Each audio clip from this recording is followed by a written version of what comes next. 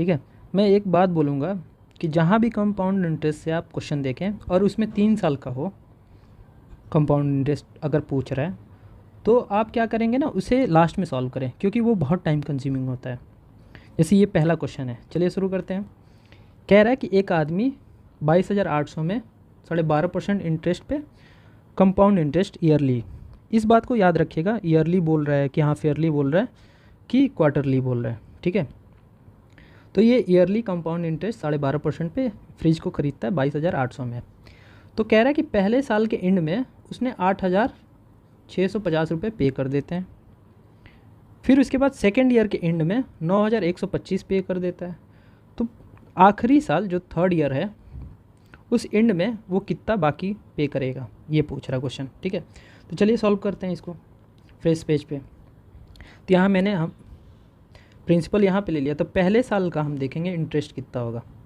तो पहले साल का हमारा प्रिंसिपल क्या है, 22,800 डिवाइडेड बाई 100 कर लेंगे, 12.5% का हमारा वो है इंटरेस्ट निकालना है। तो इसको मल्टीप्लाई कर डिवाइड मतलब 12.5 को 100 से डिवाइड करेंगे 100 को, तो ये 8 टाइम में जाएगा, सॉरी थोड़ा पोच हो रहा है। अब यहाँ से हम 22,800 को डिवाइड करेंगे 8 से, तो यहाँ पे आएगा 16 दो बार में, तो यहाँ पे फिर आएगा आपका 6 8, तो ये हो गया आपका 8 टाइम में 64, फिर आपका आएगा 4 और फिर ये 0 आया तो 40, यहाँ पे 5 आएगा, मतलब 8 को 5 टाइम से मल्टीप्लाई करें तो 40, फिर लास्ट में हमारा ये 0 जो है कुछ बचा नहीं है तो यहाँ पे आ जाएगा।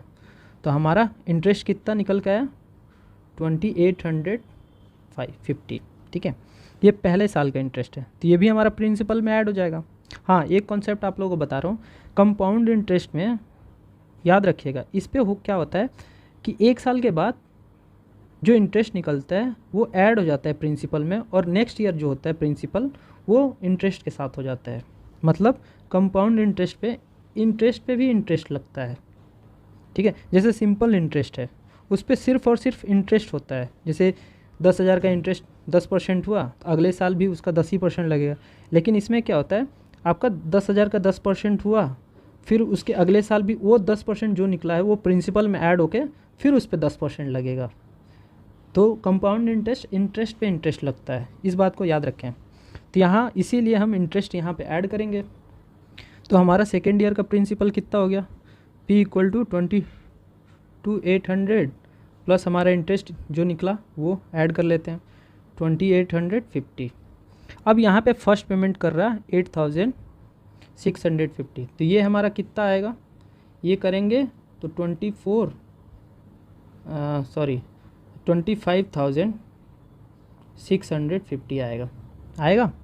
तो अब इसमें से उसने पहला पेमेंट ये पे कर दिया है, तो माइनस हम कर लेते हैं पहला पेमेंट। तो पहला पेमेंट 25,600 माइनस 650 होगा ना, यहाँ 650 माइनस 8,650, तो यहाँ पे हम करेंगे तो हमारा 9,000 आएगा, ठीक है। 9,000 आया ना, सॉरी एक सेकेंड 650 से 650 और 25 में 8 माइनस होगा तो 70,000 आएगा, 17,000 सॉरी। तो नेक्स्ट ईयर का हमारा प्रिंसिपल कितना बच गया, 17,000 अब बच गया, क्योंकि उसने फर्स्ट इंस्टॉलमेंट तो पेमेंट पे कर दिया ना 25,650 में। तो हमारा नेक्स्ट ईयर का प्रिंसिपल कितना बचा, 17,000 फ्रेश कर। सेकेंड ईयर का हमारा प्रिंसिपल अब इतना बच गया है, तो इस पर हम फिर इंटरेस्ट निकालेंगे सेकेंड ईयर का कितना, वो इंटरेस्ट लगता है हमारा 12.5%, ठीक है, जो कि इतना पहले निकालेंगे। तो इंटरेस्ट हमारा कितना हो गया, 17,000 का मल्टीप्लाई करेंगे 12.5 से डिवाइडेड बाई 100, ठीक है। तो यहाँ ये फिर से 8 टाइम में जाएगा, तो फिर यहाँ पे 8 से डिवाइड करेंगे तो 2 और फिर 1 0 तो 1, फिर 2 0 तो 2, फिर 4 0 5, ठीक है। तो ये आएगा इंटरेस्ट। तो फिर हमारा टोटल प्रिंसिपल क्या हो गया थर्ड ईयर का, तो 17,000 प्लस 2,125, इसको ऐड करेंगे तो 19,125, ये हमारा बचा। तो ये थर्ड ईयर का हमारा प्रिंसिपल हुआ, लेकिन उससे पहले हमारा पेमेंट कर देता है सेकेंड ईयर के एंड में कितना 9125। तो यहाँ देख रहे हैं 19125 प्रिंसिपल हुआ, तब हमारा इसमें से माइनस हो जाएगा 9125। तो थर्ड ईयर का हमारा प्रिंसिपल कितना बच जाएगा 10,000 बच जाएगा। यही बचा ना, क्योंकि हमारा सेकेंड ईयर के एंड में 9125 पे कर दिया, तो उसमें से माइनस कर लेंगे 19125 में से फ्रेश कर। अब यहाँ देखें थर्ड ईयर का प्रिंसिपल हमारा 10,000 बच गया है, फिर 10,000 पे 12.5% लग जाएगा, ठीक है। तो 12.5% इंटरेस्ट हम डायरेक्टली निकाल सकते हैं 10,000 का 1250, ठीक है। तो ये प्रिंसिपल हमारा, ये दोनों अमाउंट थर्ड अमाउंट पेमेंट होगा लास्ट, तो हमारा कितना बचा 10,000 प्लस 1250, तो हमारा कितना हुआ 11,250, ये लास्ट पेमेंट है। तो हमारा आंसर क्या निकल के आया डी, ठीक है। तो इसीलिए मैं बोल रहा हूँ कंपाउंड इंटरेस्ट जितना साल बढ़ाते चला जाएगा वो उतना ही लेंदी होगा। अगर इसे फार्मूला बेस पे भी जाएंगे तो वो करना बहुत टफ है, ठीक है। तो चलते हैं सेकंड क्वेश्चन। ये देखिए 2023 में ये क्वेश्चन इजी पूछा है, ठीक है। तो क्वेश्चन पढ़िए और खुद से सॉल्व कीजिए एक बार। यहाँ पे देखिए अभी मैंने हाफ ईयरली और क्वार्टरली की बात किया था, तो यहाँ तब तक हाफ ईयरली का दे ही दिया। कह रहा है कि एक अमाउंट है, प्रिंसिपल है पी, वो एक साल के एंड में क्यू बन जाता है और उस पर हाफ ईयरली लग रहा है क्या एनुअल रेट R%, मतलब हाफ ईयरली लग रहा है R% एनुअल रेट से कंपाउंड इंटरेस्ट। फिर उसके बाद कह रहा है कि वही अमाउंट सेम P जो है वो क्यू बन रहा है, लेकिन इंटरेस्ट रेट है S% जो कि ईयरली है। ये हमारा हाफ ईयरली है और ये हमारा ईयरली है, ठीक है, ये बन रहा है। तो उसके बाद पूछ रहा है कि इसमें इक्वेशन कौन सा होगा, R=S होगा, R>S मतलब ऐसे है, ये 4 इक्वेशन दिया, तो इसमें से बताना है हमारा। तो आप देखिए हमारा कंपाउंड इंटरेस्ट क्या होता है, इंटरेस्ट पे इंटरेस्ट लगता है, यही होता है ना, इंटरेस्ट पे इंटरेस्ट लगेगा। तो यहाँ हाफ ईयरली है, ठीक है। तो हाफ ईयरली क्या है कि 6 महीने बाद जो इंटरेस्ट आया उस पर भी इंटरेस्ट लग जाएगा, ठीक है। हाँ, 6 महीने पे जो इंटरेस्ट निकलेगा उस इंटरेस्ट को प्रिंसिपल में फिर ऐड कर देंगे हम, और फिर उस पर हमारा इंटरेस्ट लगेगा, ठीक है। और यहाँ पे कह रहा है कि ये ईयरली है, तो ईयरली में क्या होता है 1 साल के बाद लगता है, यानी जो हमारा प्रिंसिपल है उस पर फिर जो 1 साल के एंड में इंटरेस्ट लगा वो इंटरेस्ट सिर्फ ऐड होगा, समझ रहे हैं। यहाँ पे 2 बार इंटरेस्ट लग रहा है, लेकिन यहाँ ईयरली जो है R% दिया है। तो अब इसको हम थोड़ा अज्यूम करके चलते हैं। चलिए देख, जैसे हम अज्यूम करते हैं R जो है हमारा 10% है, ठीक है। तो हाफ ईयर का कितना होगा 5% होगा, 6 महीने का 5% होगा ना। अब देखिए 6 महीने में तो 5% हो गया, और अगला जो 6 महीना होगा अब इस 5% का भी 5% लगेगा ना, समझ रहे हैं आप बात। तो अगला जो होगा 5% वो इस 5% का हमारा लगेगा, यही होगा ना।